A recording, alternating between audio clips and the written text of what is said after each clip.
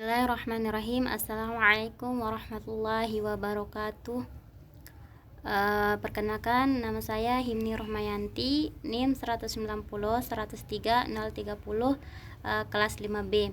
Nah, di sini saya akan mempresentasikan matkul evaluasi pendidikan matematika, yaitu tentang fungsi, tujuan, kedudukan, prosedur, dan ruang lingkup evaluasi pembelajaran matematika. Langsung saja, fungsi evaluasi ada 3, yaitu sebagai alat seleksi, 2 sebagai alat penempatan, 3 sebagai alat diagnosis. Pertama, alat seleksi. Sebagai alat seleksi, evaluasi dapat digunakan untuk melakukan seleksi dalam penerimaan siswa baru dari suatu sekolah. Dengan evaluasi dapat ditentukan sejumlah siswa tertentu yang memiliki syarat sebagai calon siswa yang akan diterima. Sebagai alat pengukur keberhasilan, evaluasi dapat digunakan untuk mengukur seberapa jauh tujuan dapat dicapai setelah kegiatan belajar mengajar dilaksanakan. Selain itu, melalui evaluasi dapat dilihat pula sampai mana atau sampai sejauh mana seorang guru telah berhasil dalam menerapkan metode dan pendekatan penguasaan materi serta kebaikan dan kelemahan kurikulum yang dipakai. 2. Sebagai alat penempatan. Evaluasi dapat digunakan untuk mengetahui dengan baik termasuk kelompok mana seorang siswa harus ditempatkan. Sekelompok siswa yang mempunyai hasil evaluasi yang sama ditempatkan pada kelompok yang sama pula. Penempatan yang cocok dengan kondisi masing-masing siswa lebih memungkinkan untuk dapat mengembangkan bakat dan kemampuan secara optimal, sehingga hasil belajarnya pun akan mencapai tujuan yang baik. Yang ketiga, sebagai alat diagnostik. Sebagai alat diagnostik, evaluasi dapat digunakan untuk mendiagnosa kesulitan belajar siswa, yaitu mengetahui letak kelemahan dan kebaikan siswa dalam penguasaan setiap konsep matematika yang telah diajarkan. Hasil ini dapat digunakan untuk memberikan penyembuhan yang tepat sesuai dengan jenis dan tingkat kesulitannya dalam bentuk pengajaran remedian. Selanjutnya, tujuan evaluasi. 1. Sebagai alat seleksi, tujuan evaluasi yaitu untuk mendapatkan calon siswa pilihan yang cocok dengan suatu jurusan dan jenjang pendidikan tertentu. Kedua, sebagai alat pengukur keberhasilan dan diagnostik. Tujuan evaluasi yaitu untuk mengetahui seberapa jauh hasil yang telah dicapai dalam proses pendidikan yang telah dilaksanakan. Apabila hasil yang dicapai belum sesuai dengan yang diharapkan, perlu dicari faktor penyebab yang menghambat tersebut. Selanjutnya dapat dicari jalan untuk mengatasinya. Yang ketiga, sebagai alat penempatan. Tujuan evaluasi yaitu untuk menentukan pendidikan lanjutan siswa agar sesuai dengan minat, bakat, dan kemampuannya. Selanjutnya, kedudukan evaluasi. Kedudukan evaluasi ada 3, yaitu sebelum, selama, dan sesudah. Sebelum kegiatan belajar. Kedudukan evaluasi sebelum kegiatan belajar mengajar berlangsung. Evaluasi dilakukan oleh pihak sekolah, terutama guru. Hal-hal yang dievaluasi diantaranya meliputi calon siswa mengenai usia kematangan kognitif, kondisi fisik, dan kesiapan sarana dan prasarana sekolah. Pelaksanaan evaluasi biasa melalui tes tertulis, lisan, perbuatan, ataupun dengan pertimbangan melalui pengamatan atau observasi.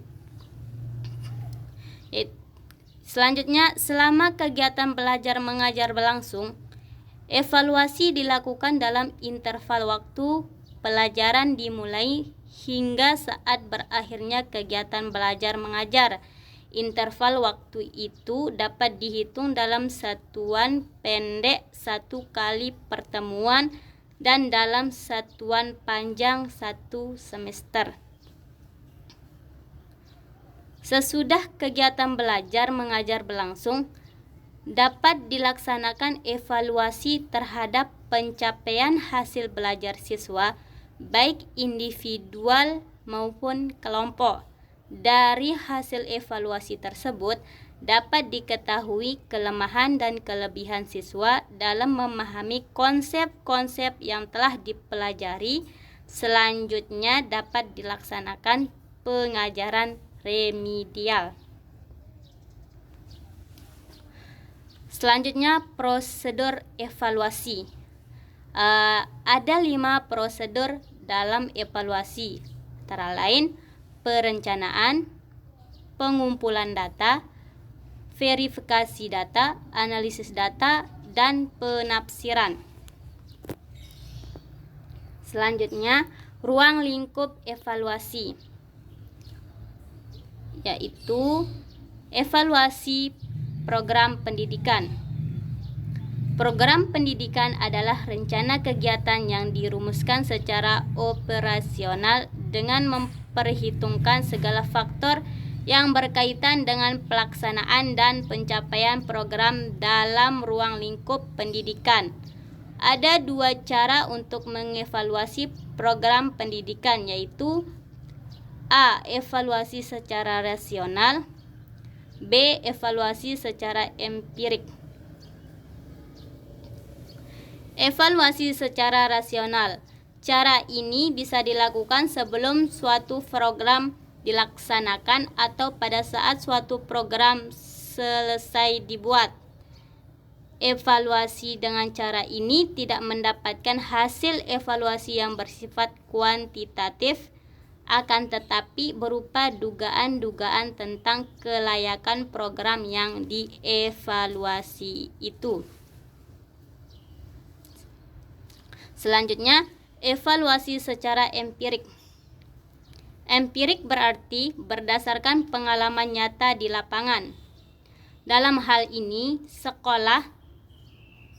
Jadi, evaluasi program pendidikan secara empirik diperoleh dari pelaksanaan program tersebut, tidak hanya melalui pertimbangan rasional yang sifatnya dugaan.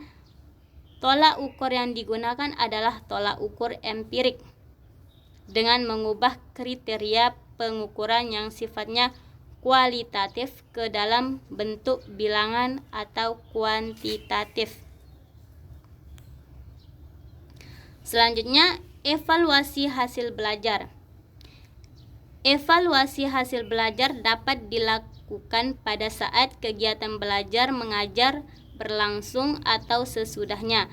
Selama kegiatan belajar mengajar berlangsung, siswa dapat dievaluasi melalui tanya jawab lisan sambil mengarahkannya pada konsep atau materi baru.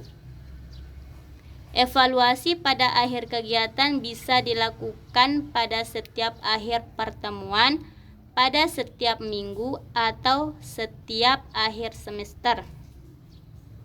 Evaluasi hasil belajar sifatnya berupa tes kemampuan, yaitu mengukur sampai sejauh mana tingkat penguasaan materi pelajaran yang telah disajikan dalam kegiatan belajar mengajar. Selanjutnya, evaluasi non-tes. Evaluasi non-tes adalah evaluasi di luar evaluasi hasil belajar. Evaluasi non-tes titik beratnya adalah bidang afektif, seperti sikap dan minat siswa terhadap pelajaran matematika. Evaluasi yang berkenaan dengan pembelajaran matematika. Objek evaluasi.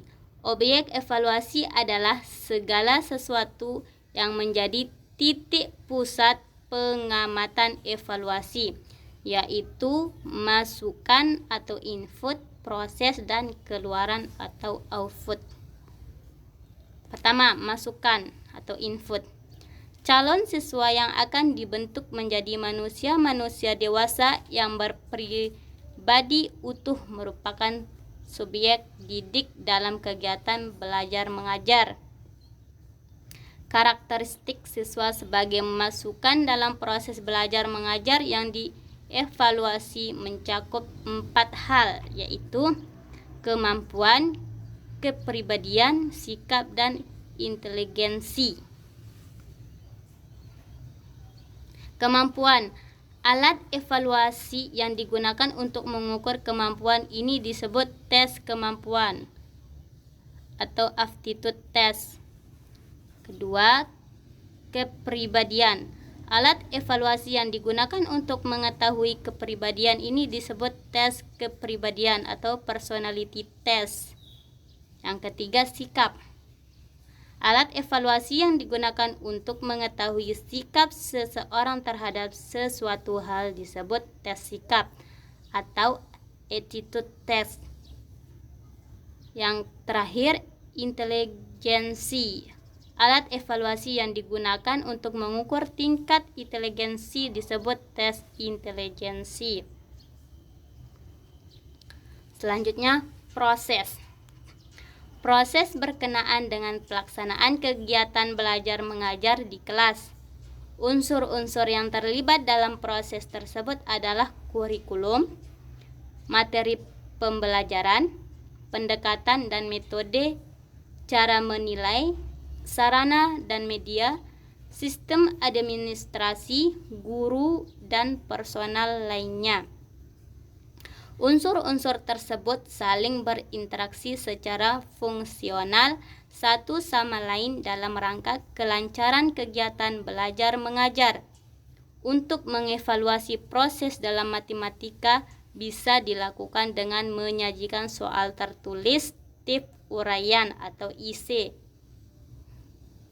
Di samping itu, evaluasi proses dalam matematika bisa dilakukan melalui observasi terhadap siswa dalam melukis atau menggambar dengan menggunakan alat simulasi atau penjelasan lisan tentang konsep matematika di depan kelas. Yang terakhir, keluaran atau output. Output pendidikan adalah lulusan suatu jenjang pendidikan tertentu.